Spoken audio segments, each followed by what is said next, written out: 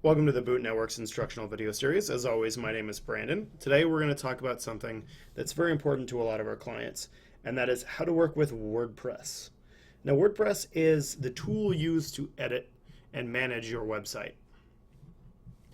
So for today's purpose, we're going to be using our Boot Network's website as the example. Now, before we begin,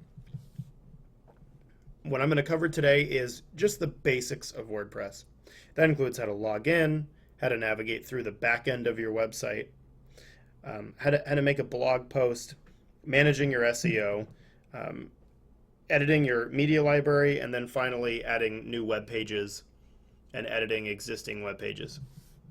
We're not going to get anything too complex like editing your theme or managing your menu. We can get into that in a later video.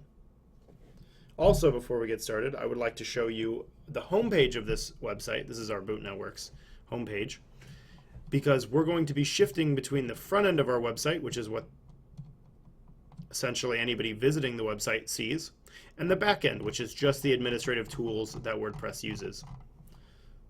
So to log into the back end of your website, just go to your main page. For us, that's bootnet.biz. And then up at the top in your URL, after the .com or .net or .org or .biz, put a // and then wp-admin.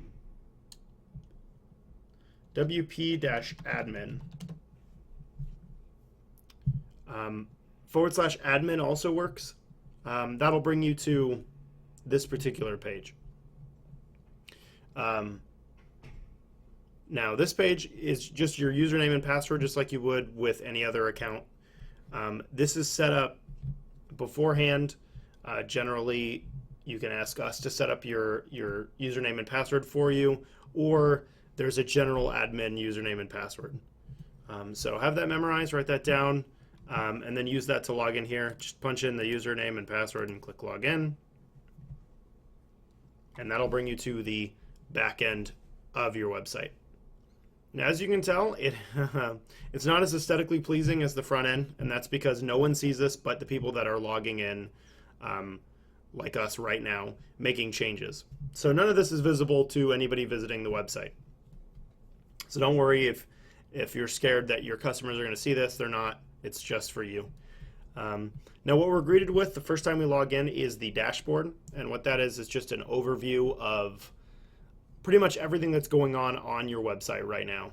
That includes recent activity, as you see over here. That's the things that have been recently published, such as blogs or pages. And then up here, you have at a glance that just kind of sums up your website. Right now, this website is running WordPress 4.1.1. It's got 154 blog posts and 105 pages. So it's a medium-sized website. It's got a fair bit of content in it. Then over on the right, you see your drafts. Those are things that you haven't quite published yet that you're working on. And then down here in the bottom is news from WordPress itself, updating you on things that are coming soon and any recent patches or innovations, stuff like that. And then on the very top, you'll see that you have this black bar that's now appeared.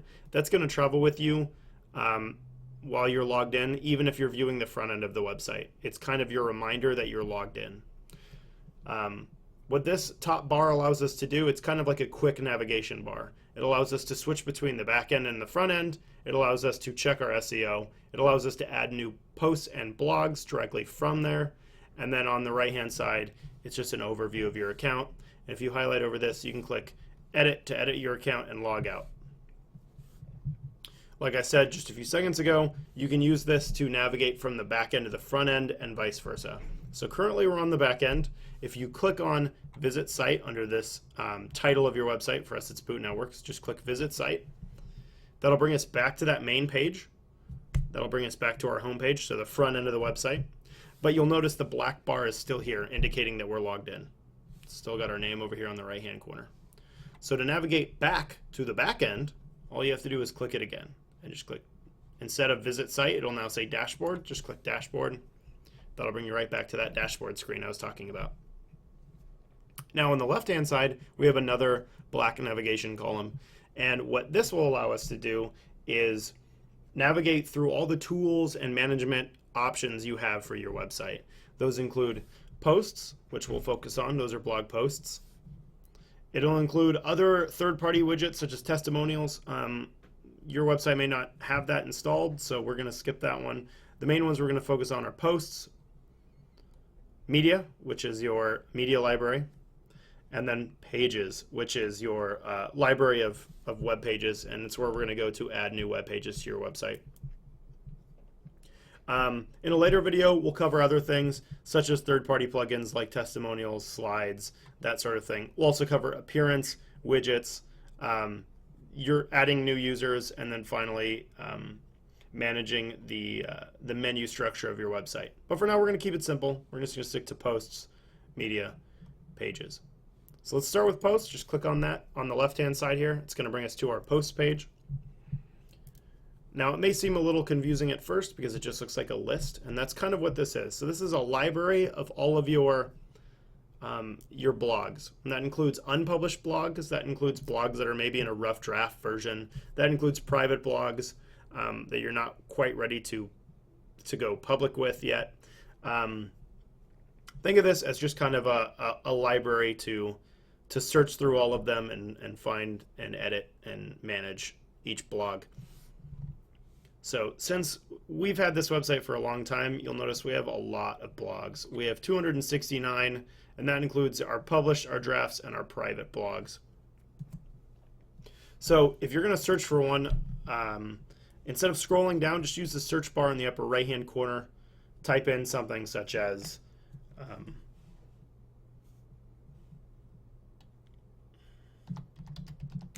we wrote a blog recently on solid-state hard drives. Just click search posts, and that should limit it. There it is, gadget of the week, solid state hard drive. Perfect. So from here, once you've found what you want to edit, you can just click on it and edit it, and then I'll bring it up. But let's theoretically say that you don't have any posts yet, and instead of editing, you'd like to make a brand new one. Let's go back to posts, back to our library. If you haven't made any yet, this library won't appear. It'll just be a blank box because, of course, it can't put, you don't have any blogs yet to put in a library. So from here, we're just going to click the Add New button at the upper left at the top. And that should bring us to an Add New Post blank, completely clean blank post. You'll see at the top it says Enter Title here, and you'll see right below it is a content box. Further below it still is our SEO box. We'll get to all that in a second. And then on the right-hand corner is our sorting and publishing options. We're going to keep it simple.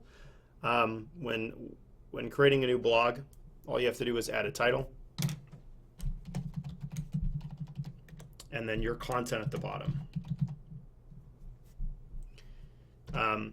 This content box works just like a Word document. All you have to do is enter the information you'd like, and then up at the top here, you see that we have bold, italic, strike through, bulleted, numbered, and then your alignments as well as hyperlinking.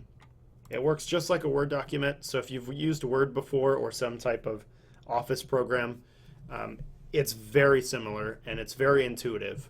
So if you need to stylize or format your content in any way, just use this bar up at the top, and it'll be very simple and easy to make it look the way you want it to look. Now, after you've added your content, let's say you want to add a picture. All you have to do is click this Add Media button, and that's going to bring up your media library. But since you just created your website or you haven't done a lot of blogging in the past, let's say that your media library is currently empty and you don't have any photos in here. That's no problem. You just click Upload Files instead up at the top between these two tabs, the Media Library and Upload Files. And then click the Select Files button to search through your hard drive to find the picture that you'd like. Let's say you want a picture of myself. It will then automatically add it to your media library. So you can select it at a later date. Maybe you're doing it on another blog or that sort of thing. And then all you have to do once it's fully uploaded to your media library, just click Insert into Post, and there it is right there, right underneath your content. Now if you want to edit this, just click on it, use this little edit button, and that'll give you all the properties of the image, such as alignment, such as caption, such as the size. And you can adjust kind of how you want it within your content. Now, at any point in time, you can check the way your blog post is going to look, because from here we're looking at a back-end version of it, and it's not going to look this way on the front end. It's not going to be, just a white content box with a title. It's actually going to be formatted to your website. So if you want to see how it looks before you go ahead and publish it on your website, over here on the right-hand side, there's a little preview option. You can click preview. It'll open up that blog draft in a new separate tab, and it'll show you kind of how it's going to look on the front end. We've got our when it was published, what category it's in, and then the title, the title of it, and then the content, as well as the picture we added, and then of course who published it, which was me. Now from here you can just click the X because it's just a preview, so don't worry about it. You just click that X and kill that tab once you're done with it, and then it'll bring us right back to this particular tab, which is the blog that we're still editing. Now underneath the preview options, I said earlier that you have your category options, the way it's going to be sorted within your blogs. These are just an easy way for people on your website to find blogs out of all the blogs that you have that suit what they're looking for. So let's say this is a knowledgeable blog or a tips blog. You just check these boxes under what category you'd like it to be assigned to. If, again, you haven't been blogging a lot, these categories will be blank. And all you have to do is click Add New Category, type in the category you'd like, and then click Add New Category, and it'll add it to this little library of categories. Just like, as you've noticed, almost everything on this website works. If it's not there yet, the library won't be created, and as soon as you add a new one, the library will be created around that new entry. Now from here, let's say you've already assigned it to a category, you've got all the content you want. Now we're going to talk about SEO. So you're probably wondering why it's important to blog and why it's important to routinely add content to your website. Now, it's important for two reasons. Not only does it reward people that already know about your website, so if there's people that know about your website and let's say they're clients or let's say they're just fans of your company, they like the products that you have or the services that you offer, and they want to get a little bit more out of your company than just kind of what they're paying for. What you can do is you can give them content, and content will essentially make them more loyal of customers because you're rewarding them for following you and visiting your website by giving them tips or news or anything you'd like to post about. Let's say there's just something you'd like to tell your clients, maybe something in the works, some new project you have coming up. This is the best forum to let them know about that outside of social media. The second half of that is getting new clients, and that's where SEO comes in. Google looks through thousands upon millions of websites and essentially indexes them based on certain things.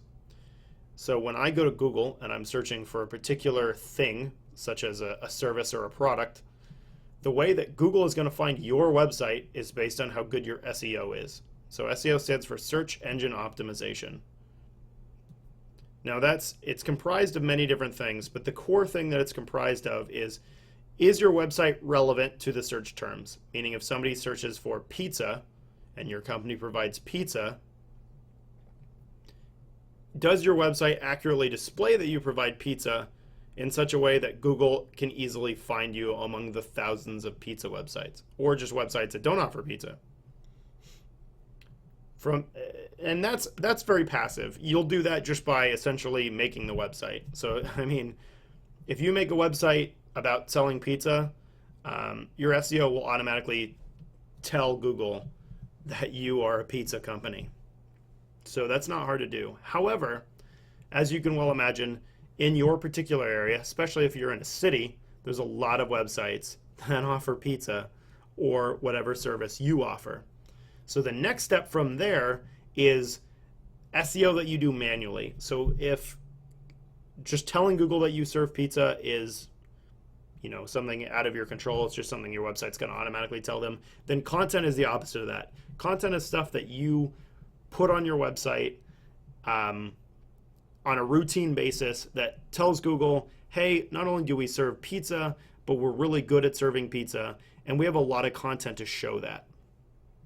Now, this is what I mean by that. If there's a website that they make a website, it talks about their company, this is how you contact us, this is what we're about, and they put it on Google, Google will index that, but with no new content and nothing new on your website, you'll soon kind of be forgotten among the masses and masses of websites.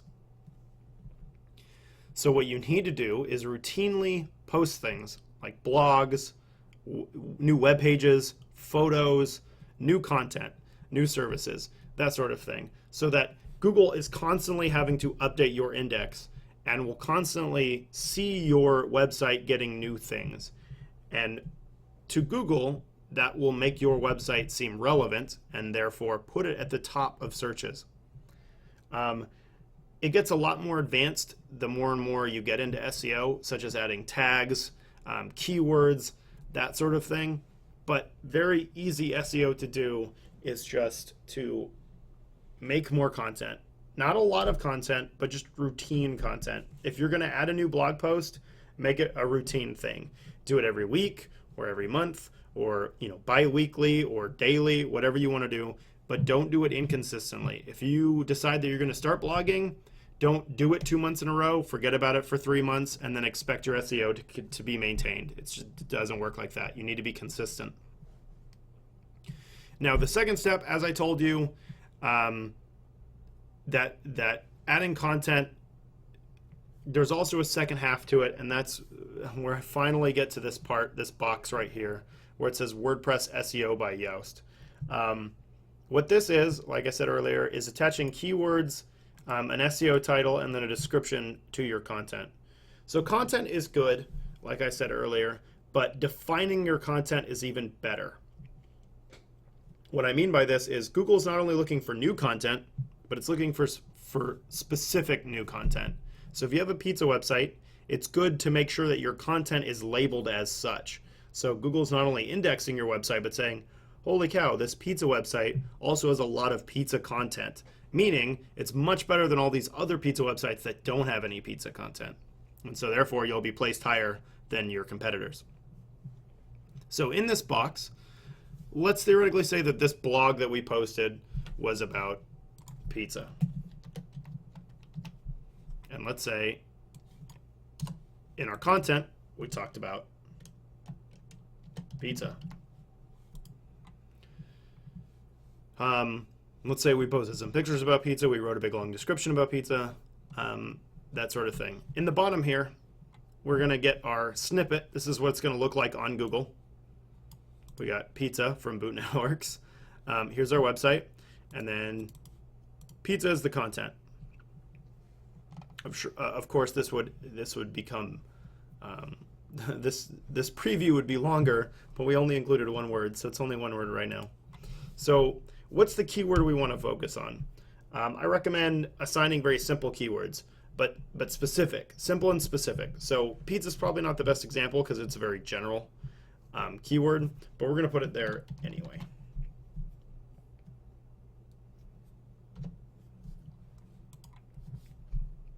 Once you put in your, whoa, what did I do? Oh, sorry, I just refreshed the page. Once you put in your focus keyword, it's going to give you the usage on your particular blog post. It's going to tell you essentially how good your SEO is and how noticeable this blog post is going to be to Google itself. So it's going to say how many times was this keyword mentioned in your heading. Should only be one. You shouldn't spam pizza in the heading, or the title of your post. It's going to ask you, does your page URL contain this keyword? And it does. There's our URL right there. If you ever want to edit this to contain your keyword, just click edit, and it'll allow you to change that URL. It's going to ask us about our content. Now, in your content, you should be mentioning your keyword a lot. Not repetitively, but just a lot. You know, if you're talking about, for us, it would be small business IT services. You want to mention that a lot and in various ways so that Google not only sees that you have a keyword, but you're using it a lot. And so your content is very well defined by that keyword. Now finally, is it in our meta description? So we don't have a meta description yet because we haven't gotten to it, but we're going to make sure it's in our meta description. Finally, here's our SEO title. Pizza Boot Networks, that's what's in our snippet right here. This can be changed just by manually typing in it, but it is automatically generated, and I highly recommend just going with whatever the automatically generated SEO title is. Now in the bottom here, in our meta description, this is just going to be just a very short description of whatever our blog is about. It's about pizza, but I recommend going more in depth, saying, you know, just in 100 words or less. I know they allow you 151, but less than that. Just in 100 words, just quickly describe what your blog post is about, and also give them like a reason to visit your particular blog. Now once that's all done, you'll see that all my stuff is green. That's a good thing, and it'll also say how many times they appear in these particular sections. Now if I scroll to the top, we see our SEO check is right here underneath our publish options. Right now it's set to poor. That's because if you notice, we only really have one instance of all these. If our meta description has 2 or 3 and our content has 2 or 3, this will probably be okay to great. It goes from red to green. You see orange is poor. So the more green it is, the better it's going to be. But that's all you have to do for the blog post. You title, content, pictures, make sure you categorize it, and then finally make sure your SEO is up to snuff. And then when you're ready to publish it, all you have to do is click publish, and it'll go automatically to your blog section on your website, which should already be automatically set in your menu. In part 2 of this video, if it's not set in your menu, when we talk about advanced WordPress, I'll show you how to set a blog into your menu structure. But for now, it should automatically be there as soon as you create your website. So just click publish. It'll go automatically to that blog section in your menu. If you are not ready, let's say you have a couple images that you're waiting on, or you have some content that you want to do a little bit more research first, just click Save Draft, and that'll save this as a draft, which can be easily found in your blog library, but it will not be live on your site. So let's say we go back to our post library over here on the left. There it is. There's our pizza article right there at the top. You can search for it if it doesn't automatically come up. And from here, you can just click Edit and re-edit it, and it's still not live on your site. So don't worry, nobody's seeing this. It looks really rough. At any point in time, you can preview it as you go along to make sure it's looking the way you want it to look. And then when you're finally ready, like I said, just click Publish, and you're good to go. Let's say that after a month of working on this, or a week, or even just a day, you don't like the way it's turning out, you want to start from scratch, just click this Move to Trash option right here, and that'll delete it for you. You can also move it to the trash from this screen, from the library screen. Just click this checkbox, and then just click Trash.